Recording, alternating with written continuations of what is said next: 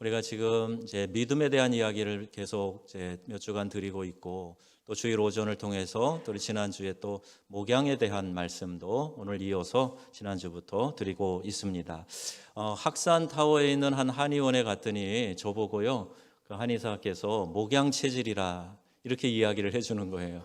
그래서 제가 목사라서 목양 체질이라 그러나 이제 그랬더니 이 한의학의 체질 한의학으로 이제 8가지 체질을 분류를 한다 그러는데 제가 목양에 해당이 된다는 겁니다. 그래서 그 순간에 이런 생각이 확 들어왔어요. 아니, 세상에 목양 체질이 있을까? 군대 체질, 무대 체질 이런 건 들어보셨죠?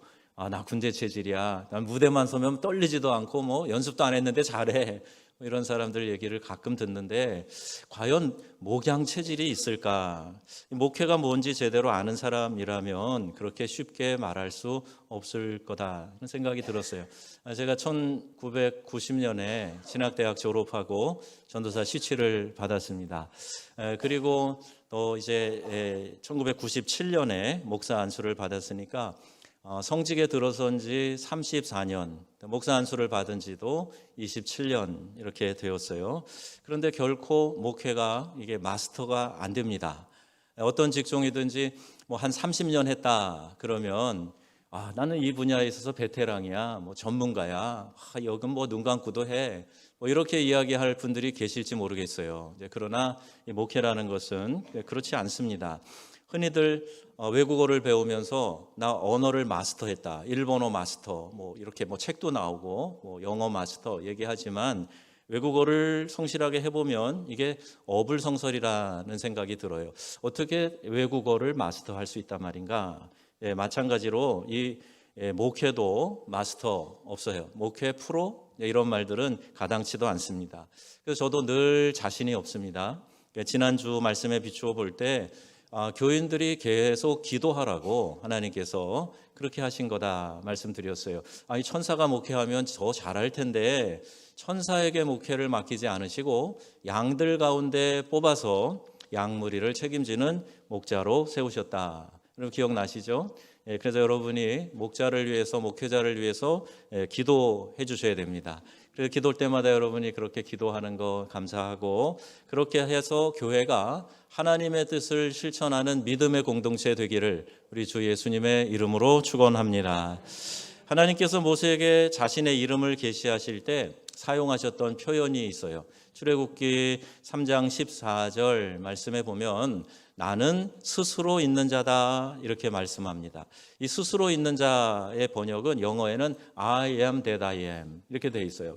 이 히브리어도 똑같습니다. 그냥 나는 나다 이렇게 표현하는 거예요. 그러니까 하나님이 나는 나다, 뭐 더 이상 어떻게 설명하실 수가 없으니까 그렇게 말씀하셨죠. 신약에 가보면 똑같은 성경의 하나님의 아들 예수 그리스도, 하나님의 본체이신 그분이 우리에게 오셔서 자기 자신에 대해서 우리에게 비유로 말씀을 하시는데 이렇게 표현을 하세요. 나는 생명의 떡이다. 그리고 나는 세상의 빛이다. 나는 부활이요 생명이다. 나는 길이요 진리요 생명이다. 나는 포도나무고 너희는 가지다. 나는 양의 문이다. 이게 다 요한복음에 나오는 표현들인데요. 요한복음을 신학적으로 보면 에고 에이미라고 하는 이 헬라어 표현이에요. 이렇게 예수님은 나는 무엇이다 라고 설명하시면서 그분이 우리에게 비유적으로 어떤 분이신지를 가르쳐 주고 계시다는 겁니다. 이 가운데서 특별히 목자와 양의 관계로 비유하여 말씀하신 이 2가지를 오늘 살펴보려고 하는 건데, 먼저 9절에 양의 문이라고 예수님이 자신을 지칭하셔서 말씀하고 계세요. 양을 안전하게 보호하기 위해서 밤에 양들을 우리에다가 이렇게 가두는데요. 양의 우리의 문은 하나밖에 없어요. 그리고 다 이 밤에 그 문을 통과해서 양사에 들어가서 거기서 편안하게 쉽니다. 그러니까 사나운 이리떼들이 다가오지 못하도록 목자가요 그 양떼가 있는 그 우리를 지키는 모습, 이게 전형적인 모습이죠. 이 전경을 보면서 예수님은 자신을 양의 문이다 이렇게 말씀하신 거예요. 양은요 이 문을 통해서만 들어갈 수 있어요. 양의 문을 통과하지 않으면 절도요, 강도요. 이렇게 오늘 설명하지 않습니까? 양의 문을 통과하여 그 안에 들어가게 되는데, 양의 문이신 예수님, 예수님을 통해서 우리가 얻는 것이 있습니다. 그 첫 번째는요, 가장 중요한 건데, 양의 문, 즉 예수님을 통과한 사람만이 뭘 얻어요? 구원을 얻는다 했어요. 9절 말씀인데요, 같이 읽어볼까요? 내가 문이니 누구든지 나로 말미암아 들어가면 구원을 얻고. 아멘. 양의 문이신 예수님을 만나요. 양의 문이신 예수님을 통과한 사람, 즉 구원의 문이신 예수님을 통과한 사람, 그래서 그 예수님을 통하여 천국문에 들어간다, 천국에 입성하게 된다 하는 겁니다. 또 목회자에게는 사명의 문이 되기도 하는 것이죠. 세계 여러 부족들마다 이 통과 의례라는 게 있어요. 이제 10대 한 초중반 되면은요, 이제 성인 공동체에 받아들이기 위해서 이 아이들을 통과 의례를 가게 합니다. 뭐 이런 정글에서 뭐 며칠씩 살고 오게 한다든지, 소를 여러 결이 이렇게 모아놓고 소 장등이 위를 막 뛰어가게 한다든지, 뭐 여러 가지 의례 행식들이 있는데, 이 새로운 신분으로 인정하기 위한 거예요. 성인으로 신분을 인정하기 위해서 할례를 하기도 하고요. 또 결혼식과 같은 일도 일종의 통과 의례 중에 하나입니다. 우리 구원받은 하나님의 자녀가 되는 통과 의례가 있다는 거 여러분 아십니까? 내가 구원받은 하나님의 자녀가 되려면 반드시 이것을 통과해야 되는데, 이게 바로 구원의 문이신 예수님을 통과하는 거예요. 즉 예수님을 만나는 것입니다. 이곳에서 예배하는 우리 성도님들은 예수님을 만나셨습니까? 구원의 문이신 예수님을 통해서 오늘 이곳에 계십니까? 이것이 절대적으로 중요하다 하는 겁니다. 요한복음 3장 16절 말씀하지요. 하나님이 세상을 이처럼 사랑하사 독생자를 주셨으니 이는 저를 믿는 자마다 멸망치 않고 영생을 얻게 하려 하심이라. 아멘. 하나님이 우리에게 독생자 예수를 주셔서 예수 믿는 사람에게 영생을 허락해 주셨다. 즉 예수님을 통해서만, 그분을 통과할 때만 우리에게 구원이 주어진다 하는 것이 첫 번째 특권이요. 두 번째 특권이 있는데요, 그거는 들어가며 나가며 꼴을 먹는다 그랬어요. 이 양들이 먹는 준비된 건초, 이 꼴을 먹으면서 그에게 성장을 하게 되는 거죠. 영적인 양식을 얻게 되는 겁니다. 그런데 9절에 보니까 들어가며 나가며 이런 표현이 되어 있는데요, 자, 이것은요 평안과 풍족한 삶을 묘사하는 히브리적인 표현입니다. 그러니까 들어가며 나가며 복을 얻는다, 이런 말씀 우리 신명기서에도 나오죠. 들어가며 나가며 내 떡 반죽 그릇이 복을 얻는다 하는 것처럼, 이렇게 하나님께서 평안과 풍족한 삶을 묘사할 때 이런 표현을 사용하고 계시는 거죠. 양의 문이신 예수님과 함께 평안과 풍족함을 누리는 삶을 살게 된다, 그런 말씀이에요. 오늘 10절 읽었는데 다시 한번 읽어보겠습니다. 도적이 오는 것은 도적질하고 죽이고 멸망시키는 것뿐이요, 내가 온 것은 양으로 생명을 얻게 하고 더 풍성히 얻게 하려는 것이라. 아멘. 내가 누구죠? 예수님께서 이 땅에 오신 것은 양 누구죠?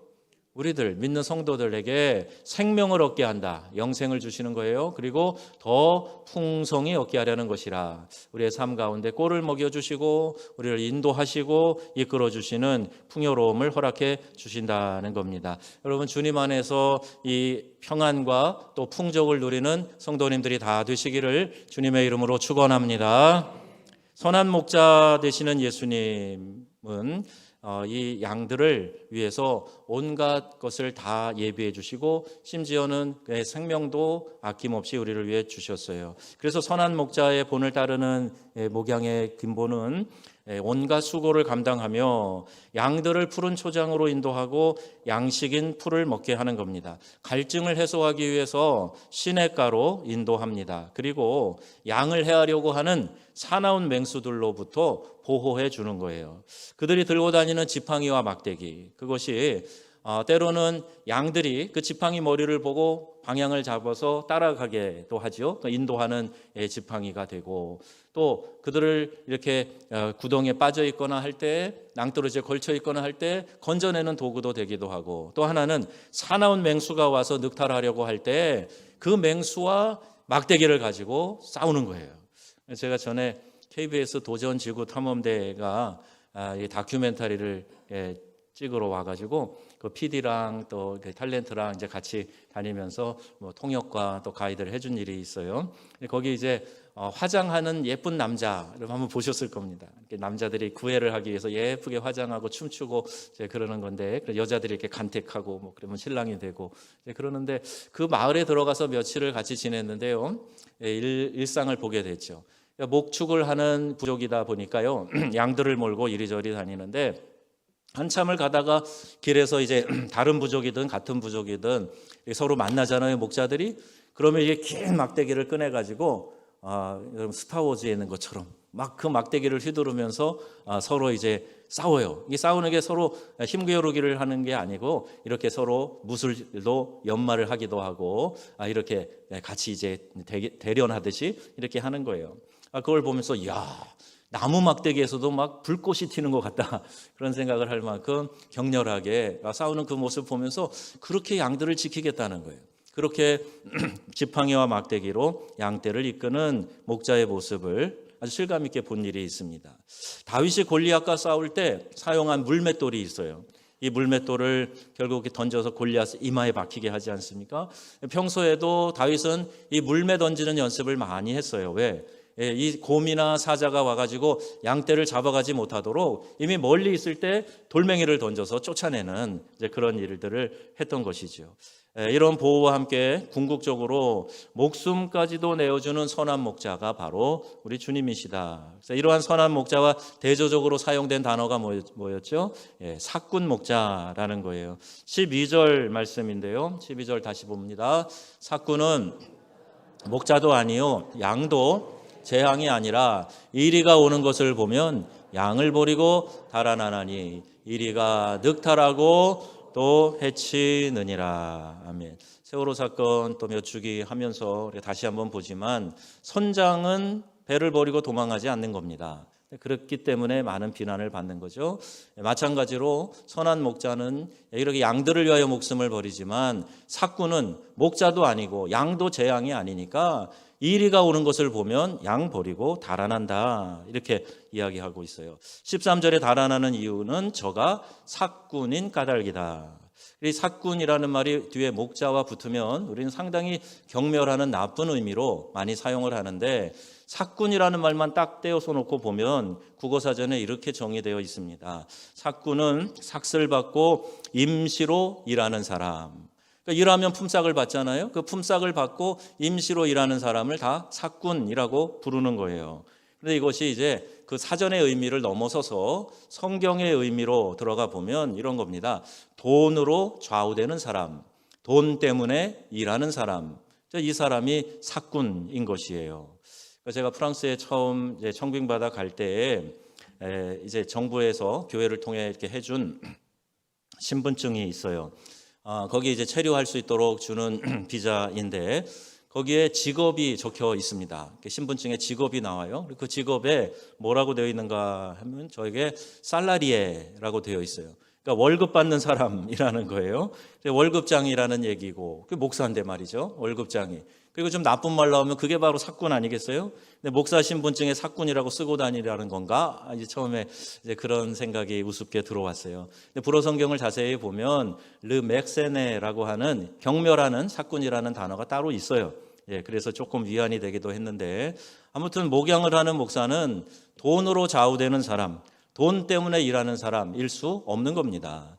그렇게 취급해서도 안 되고 스스로 그런 생각을 가져서도 안 되는 거죠.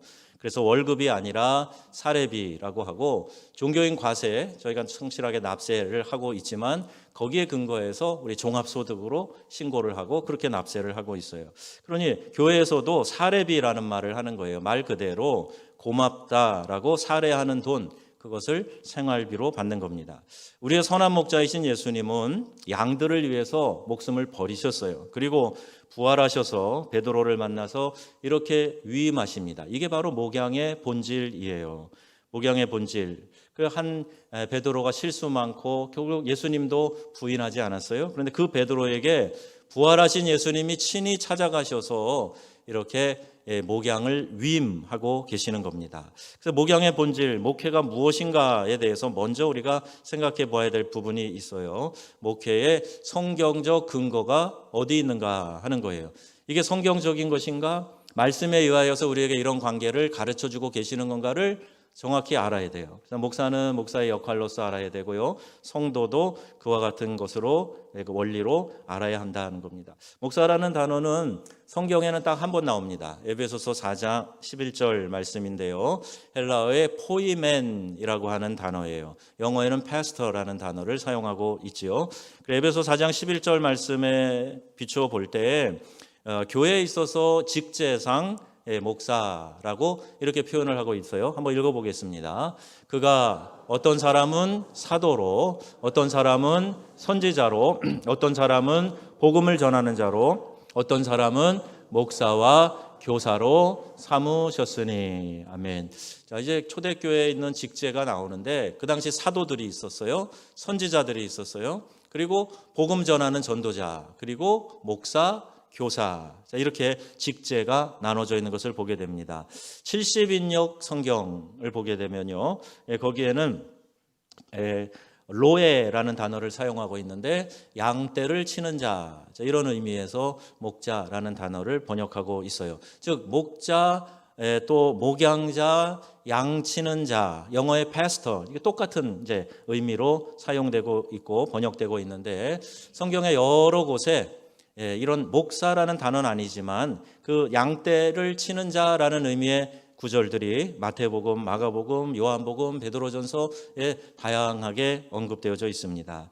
즉 목축 생활에 있어서 목자와 양과의 애정 관계에서 생긴 표현이고, 신약에서는 예수 그리스도에 대해서, 오늘에 있어서는 성도들 가운데 훈련된 영적인 지도자에 대해서 이 목자라는 말을 사용하고 있는 것입니다.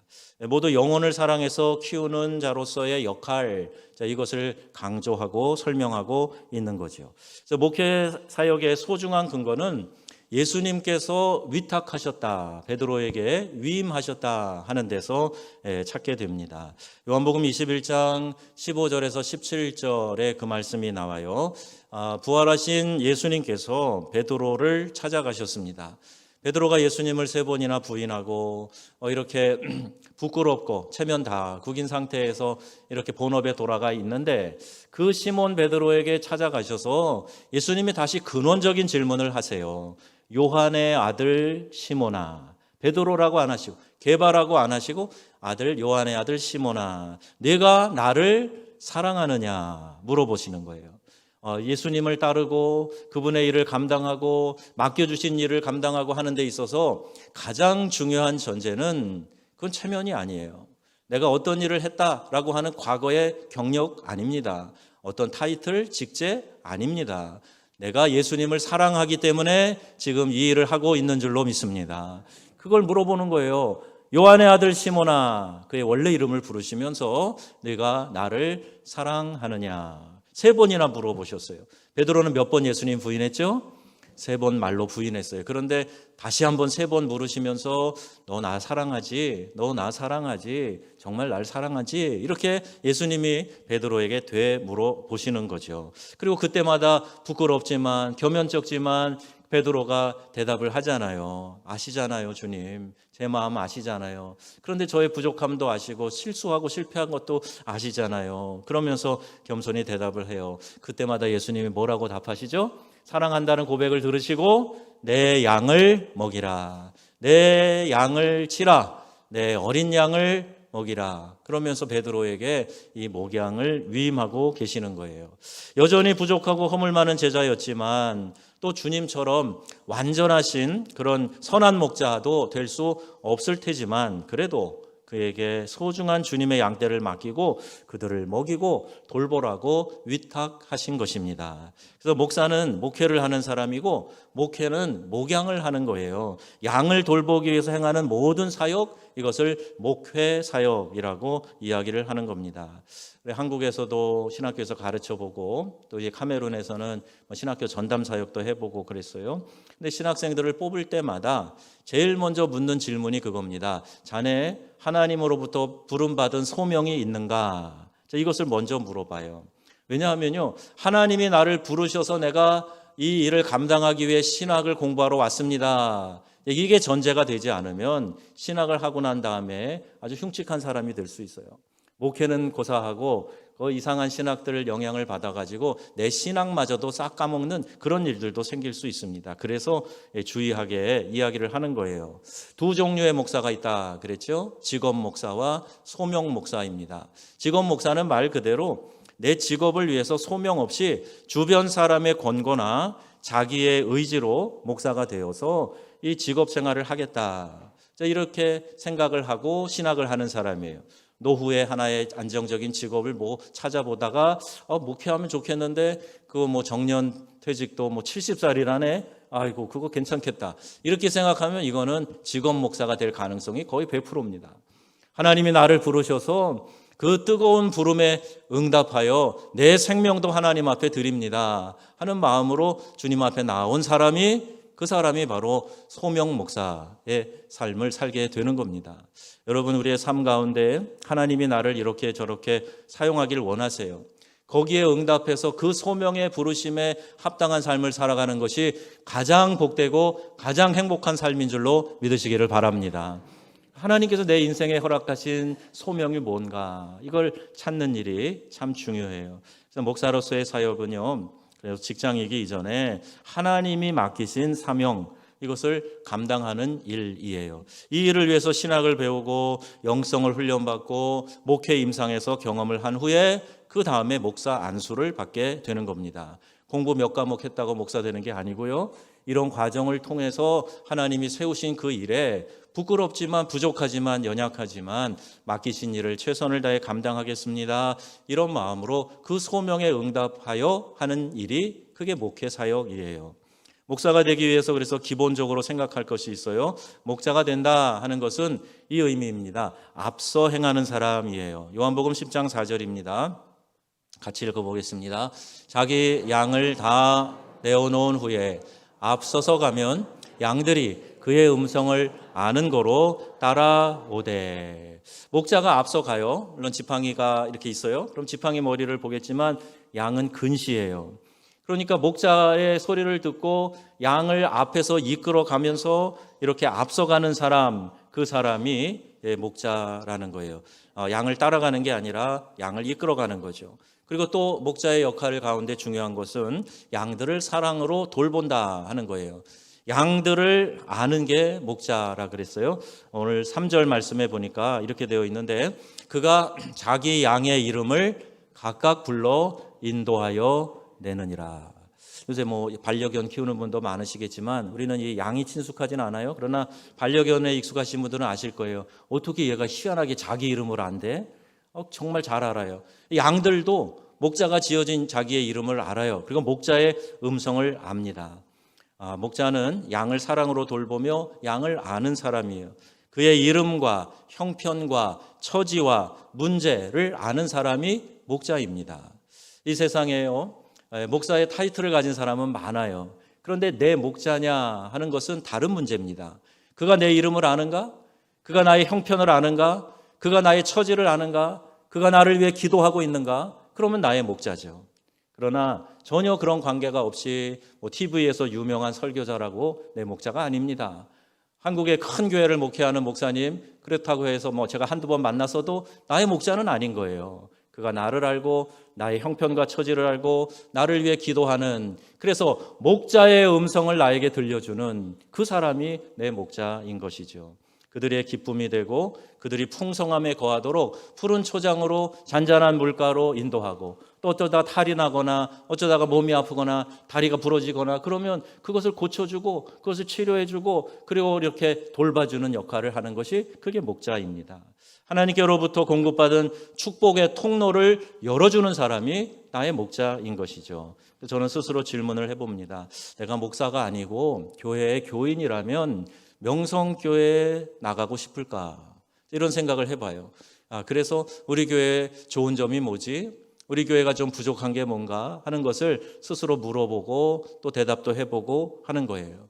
여러분, 우리 교회에서 함께 목양의 관계 안에서 기쁨을 누리고 또 함께 이 목양의 돌봄 가운데 들어가 하나님의 은혜를 함께 나누는 우리 복된 성도님들이 다 되시기를 주님의 이름으로 축원드립니다.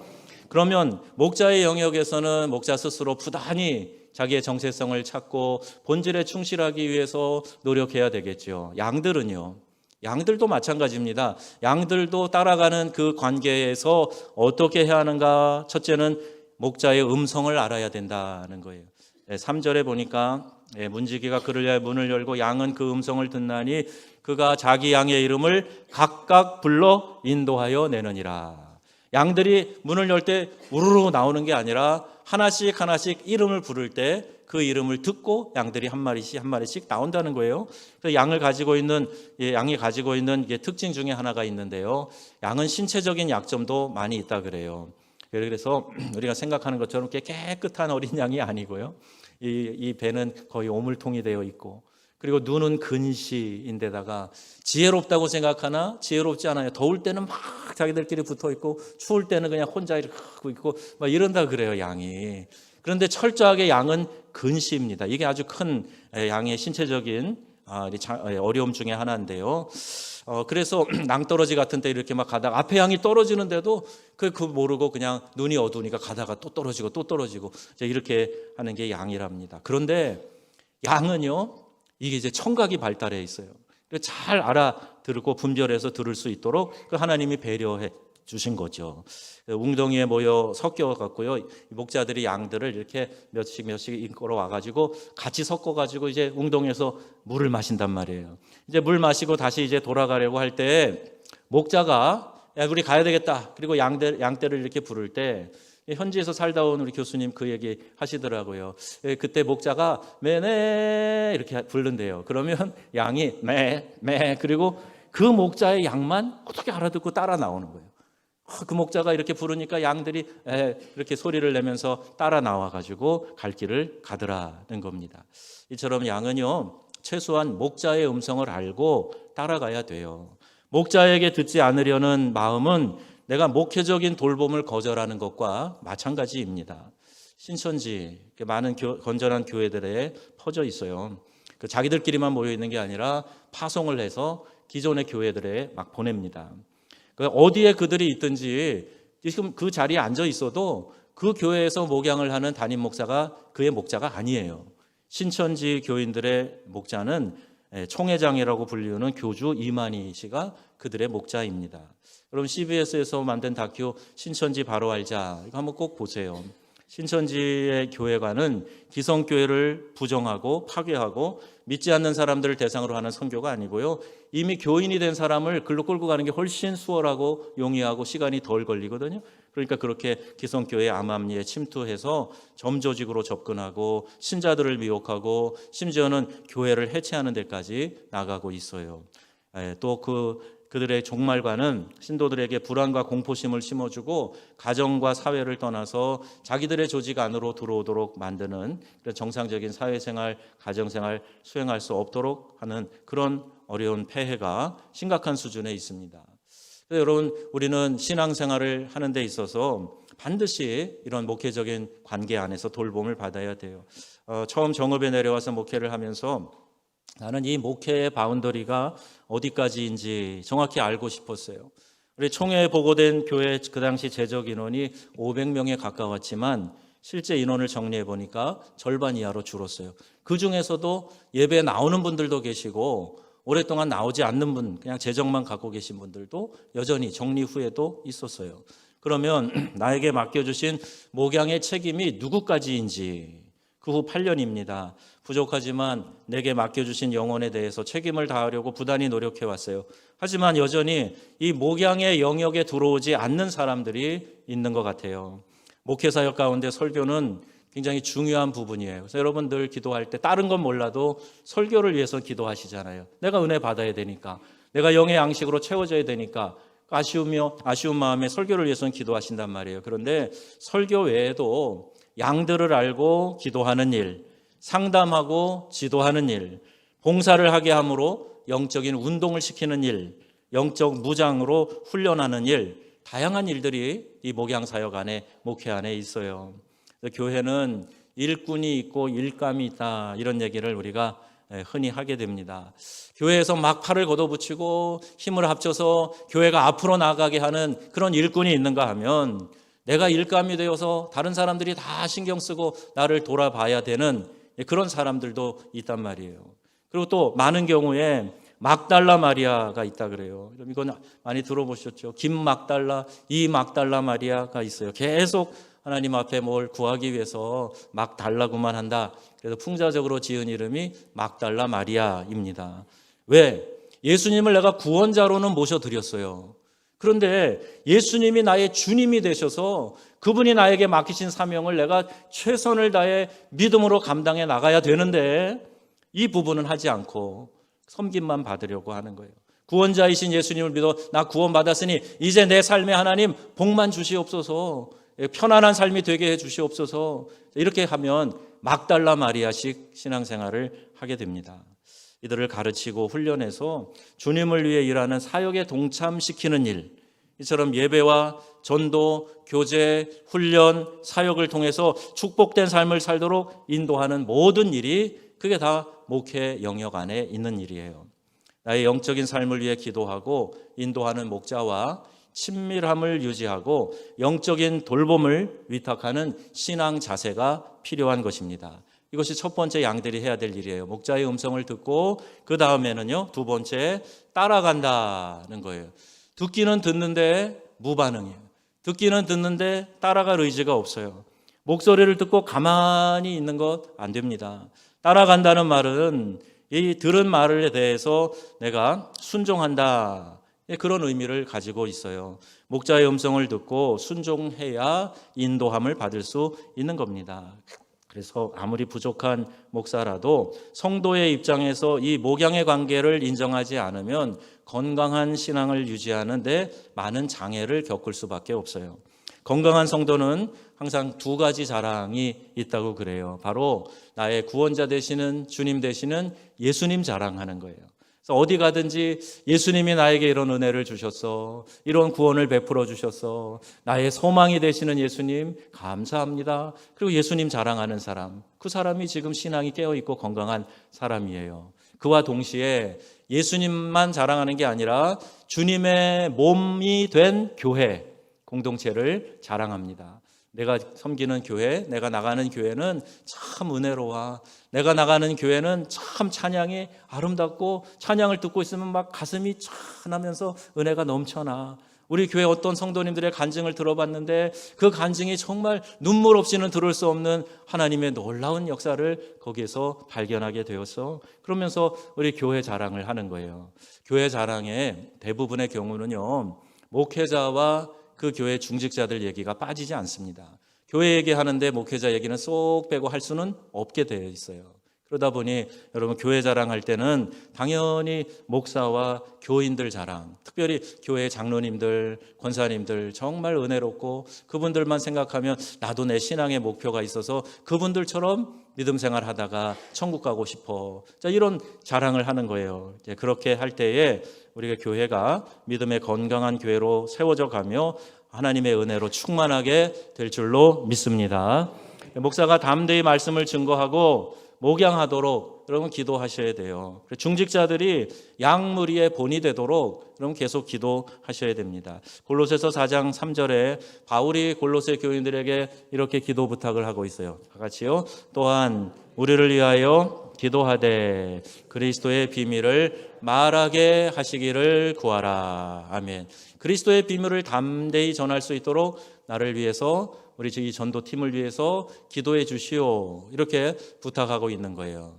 복음 전하는 일에 얼마나 어려운 일들이 많습니까? 예, 그럼에도 불구하고 담대히 그리스도의 비밀을 말하게 하도록 기도해 달라. 담대히 그리스도의 말씀을 이 강단 위에서 그대로 선포할 수 있도록 여러분도 기도해 주시기 바랍니다. 그리고이 살아있는 강단이에요. 그래야 우리의 영혼이 건강하게 세워져 갈 수가 있어요. 사람 눈치 보고 사람 비유 맞히는 그런 목회 아니고 하나님의 말씀을 성도들에게 선포해서 성도들이 건강하게 세워져가는 그런 목회, 이게 바로 행복한 목회요, 하나님이 기뻐하시는 교회인 줄로 믿습니다. 에베소 6장 20절 말씀에도 이런 부탁이 있어요. 같이 읽습니다. 이 일을 위하여 내가 쇠사슬에 매인 사신이 된 것은 나로 이 일에 당연히 할 말을 담대히 하게 하려 하심이라. 아멘. 쇠사슬에 매인 사신이 되었다. 옥에 갇히고 매를 맞고 수많은 욕설을 듣고 고난을 받지만, 그러나 그런 쇠사슬에 내가 갇히지 않도록 거기에 묶여 있어도 얼마든지 담대하게 그리스도의 비밀을 말할 수 있게 하신 분은 우리 주님이시니 그 일을 감당하겠노라. 이런 고백인 것이지요. 여러분, 목회의 본질이 무엇인가?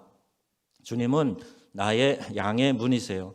나는 선한 목자다 말씀하셨어요. 그 목자장이신 주님을 사랑하는 마음으로 그분이 위탁하신 양을 목양하는 목자와 좋은 관계를 맺는 것에서부터 시작이 되는 겁니다. 이게 목회의 관계가 형성이 되는 거예요. 오늘 오전과 오후 말씀을 통해서 목양의 관계를 여러분 정확하게 이해하시고 영적인 풍요를 누리는 삶을 살아가시기를, 모두가 그렇게 살아가시기를 우리 주 예수님의 이름으로 축원합니다. 아멘.